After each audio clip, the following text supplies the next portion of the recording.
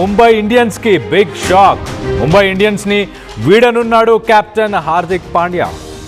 తీవ్ర ఒత్తిడిలో ఉన్న హార్దిక్ పాండ్యా మరోవైపు వెన్ను గాయంతో కూడా బాధపడుతున్నాడు. ప్లే ఆఫ్ ఆశలు గల్లంతైన వెంటనే తాను టీంలో ఉండలేనని మేనేజ్మెంట్కి చెప్పేశాడు పాండ్యా. కొద్ది రోజులుగా టీం తీరుపైన కూడా హార్దిక్ పాండ్యా అసంతృప్తిగా ఉన్నట్టు తెలుస్తుంది.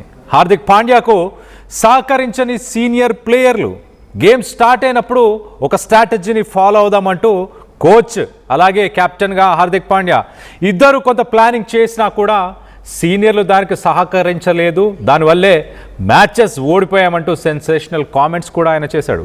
ఈ సీజన్లో మొత్తంగా 9వ స్థానంలో ముంబై ఇండియన్స్ నిలిచింది. అంటే ఆఖరి నుంచి 2వ స్థానం.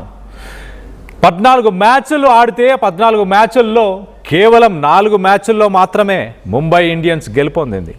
ఈ సీజన్లో కెప్టెన్గా ఫెయిల్ అయ్యాడు హార్దిక్ పాండ్యా. ఒక ప్లేయర్గా కూడా ఫెయిల్ అయ్యాడు. 2024లో ముంబై ఇండియన్స్ కెప్టెన్గా బాధ్యతలు తీసుకున్నాడు హార్దిక్ పాండ్యా. 2024లో టేబుల్లో చివరి స్థానం. ఈసారి టేబుల్లో చివరి స్థానం నుంచి ఒక స్థానం ఎక్కువ అని చెప్పొచ్చు. అంతే. 2025లో ఏం జరిగింది? క్వాలిఫైయర్ 2 వరకు ముంబై ఇండియన్స్ చేరుకుంది. కానీ ఈ సీజన్లో మళ్ళీ ఒక ఫ్లాప్ షోనే ప్రదర్శించింది అంటూ విమర్శలు వెలగక్కుతున్నారు. ఆ విమర్శలన్నిటికీ ఆ ప్రెషర్ని తీసుకుంటూ తాను ఆ టీంకి ప్రస్తుతానికి కెప్టెన్గా ఉండలేను ఇంకా అంటూ ఆ పొజిషన్ని వీడిపోబోతున్నట్టు మేనేజ్మెంట్కి ఇన్ఫామ్ చేశాడు.